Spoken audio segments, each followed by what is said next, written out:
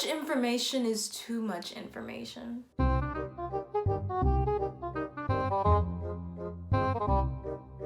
Hey you guys, welcome back to my channel. My name is Abby and I live in Japan. Today I'm gonna be talking about my very first experience staying in a love hotel. I stayed in this love hotel for about 4 days. Yeah, let's go with that. More than likely I was intoxicated about 80% of the time. So that's why I can't remember how long I stayed.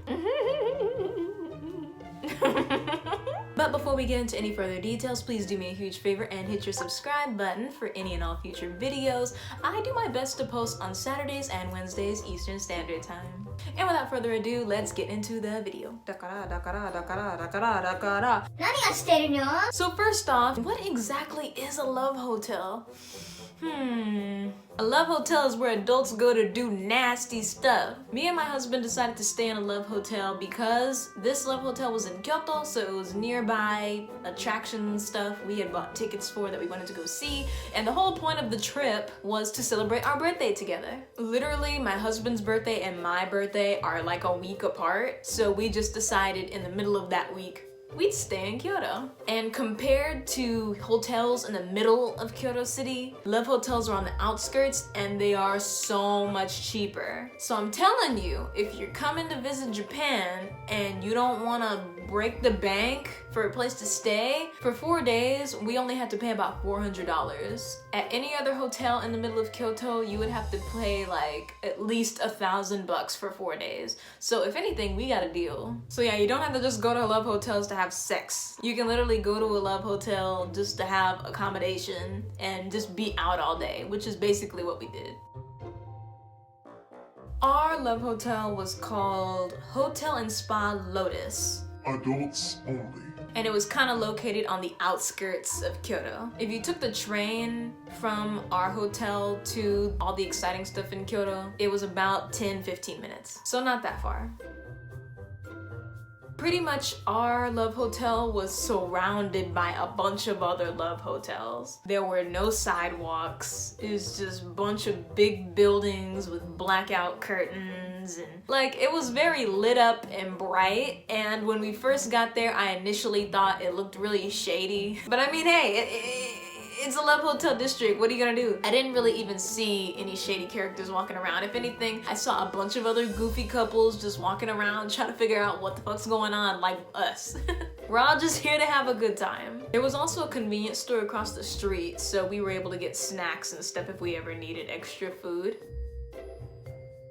The room was my favorite part. When we first walked into the hotel room, all the doors were closed, so it was like all shiny wood finish on the walls and on the floor, and we had complimentary slippers and bathrobes, and I was like, oh my gosh. I already felt like the room exuded fancy and high class. When you turn to the left, there was a bathroom with a heated toilet and bidet. Immediately in front of the bathroom on the left side was a walk-through vanity area that had everything. They had like just conditioners and shampoos lined on the walls, 4 sets of bathrobes and freaking 12 sets of bath towels and washcloths and stuff, complimentary toothbrush, dental floss, mouthwash, everything you could possibly imagine. And then when you kept walking through the walkthrough, all the way at the back, there was a jacuzzi, hot tub, bathtub / shower type room.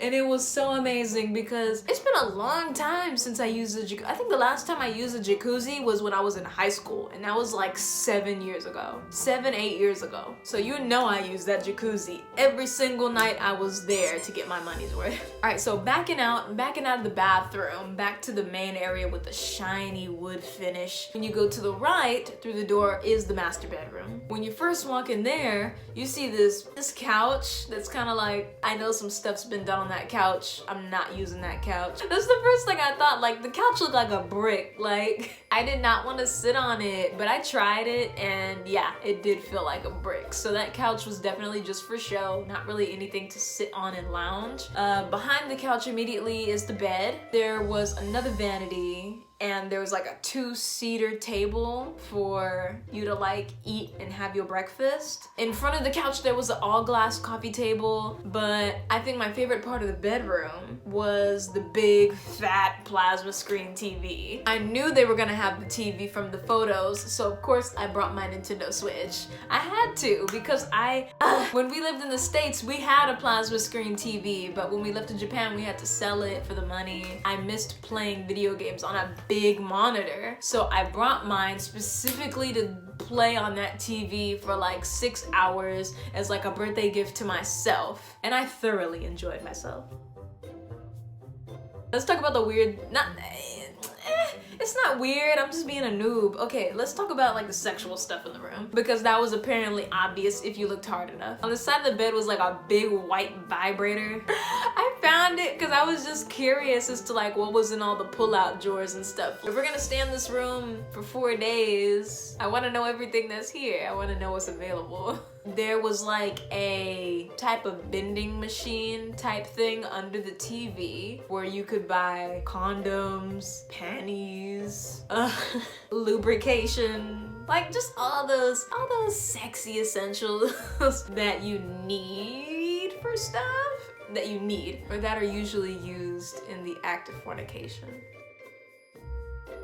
In the area with the shiny wood floor finish, there was a touchscreen monitor where we could order food, and there was also kind of like a handheld touchpad in the room. They give you free breakfast and free dinner. The night before, they had like a strict policy: if you want breakfast, let us know so that we can have it ready and then deliver it to you at like butt freak early in the morning. Like, I naturally wake up in between the hours of 9 and 10. They were delivering breakfast at like 7:38 in the morning. Me and Jay would be deep asleep and then hear the doorbell, and then one of us would have to get up. They serve you through a hole in the wall, basically. So there's like a big box with like a hatchet door. They put the food into their side of the hatch, and then you open on the inside of the room and you pull out this whole luxurious tray of food. I liked that in the sense that it respected our privacy and we didn't really have to open our front door for anyone. So I thought that was cool.